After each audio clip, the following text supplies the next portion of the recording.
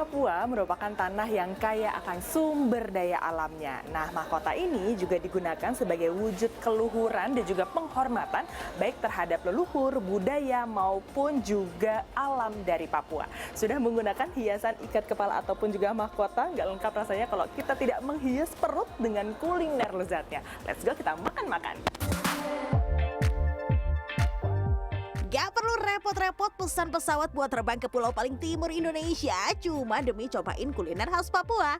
Pemilik resto warga asli Jayapura ini sudah memboyong langsung resep turun-temurun agar siapapun bisa menikmati aneka pilihan menu otentik tanah Papua di Batu Ceper, Jakarta Pusat.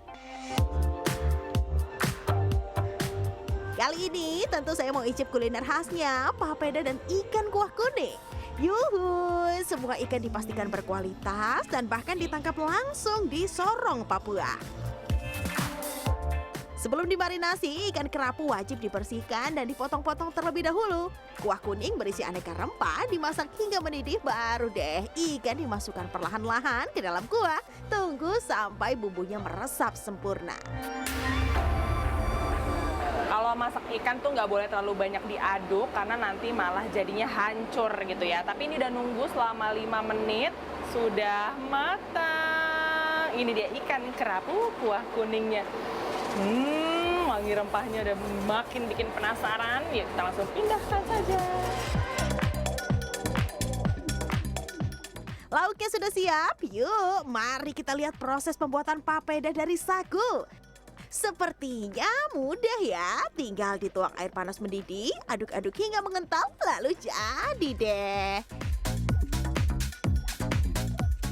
Kan ada beberapa yang orang-orang Papua yang standby di Jakarta.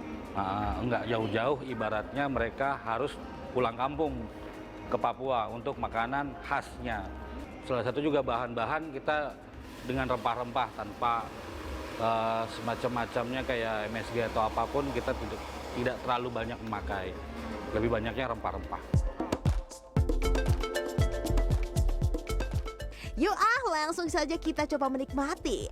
Kalau mengikuti kebiasaan, yang pertama kali dituang adalah ikan kuah kuning dahulu, baru ditambahkan papeda. Nah, ini dia yang paling saya tunggu-tunggu, mengambil papeda. Ternyata nggak boleh sembarangan loh, ada cara yang dicontohkan langsung nih. Ambil papeda menggunakan 2 garpu, lalu gulung sampai menggumpal, baru letakkan papeda di atas piring. Papeda tidak memiliki rasa sehingga melengkapi ikan kuah kuningnya yang gurih. Namanya juga papeda ya, atau bubur sagu, jadi effortless buat makannya, ditambah lagi dengan kuah ikan kuningnya yang begitu menyegarkan, jadi langsung glek, enak banget, ditambah lagi banyak banget rempahnya. Yang saya suka adalah ketika sudah ditambahkan sama sambelnya, jadi makin top banget. Papeda dan ikan kuah kuning menjadi menu favorit yang per minggunya bisa ludes terjual minimal 90 porsi. Wajib juga nih mencoba menu manis penutup bernama kue lontar. Ya, ini adalah pai susunya khas bumi Cendrawasih deh. Terbuat dari tepung, telur, margarin, dan susu menjadikan kue ini begitu lembut dan lezat. Yummy, yummy, yummy!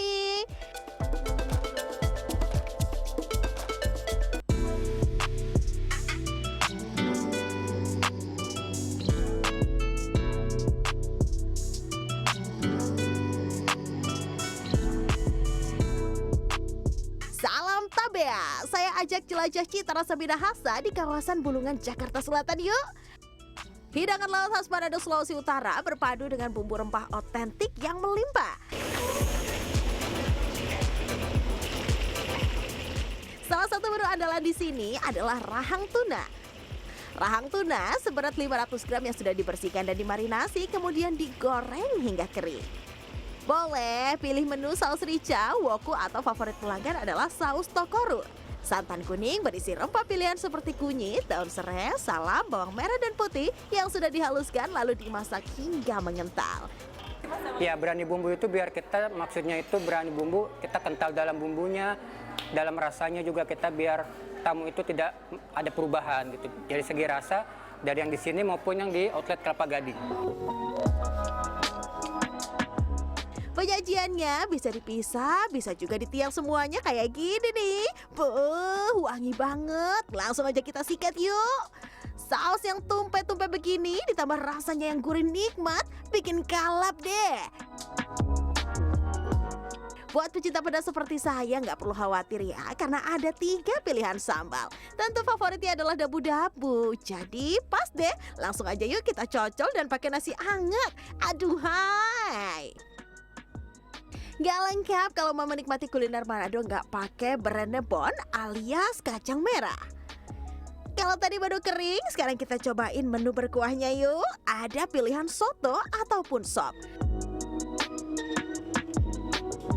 Bedanya tentu di pemilihan rempah kuahnya ya. Sementara dagingnya dipastikan sudah dipres selama berjam-jam dan dimarinasi agar empuk serta matang meresap.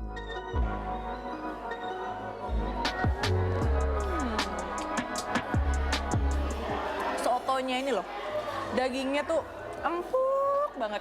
Ditambah lagi sama kuahnya yang kental tapi nggak begitu pekat ketika dinikmati di dalam mulut.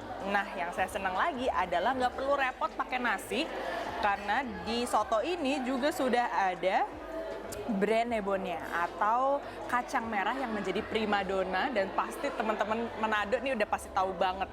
Ini enak banget kalau udah disajikan di kuah soto. Dan menu favorit yang jadi juga andalan adalah cirahang tunanya dengan saus yang begitu melimpah. Siapa sih yang nggak ngiler?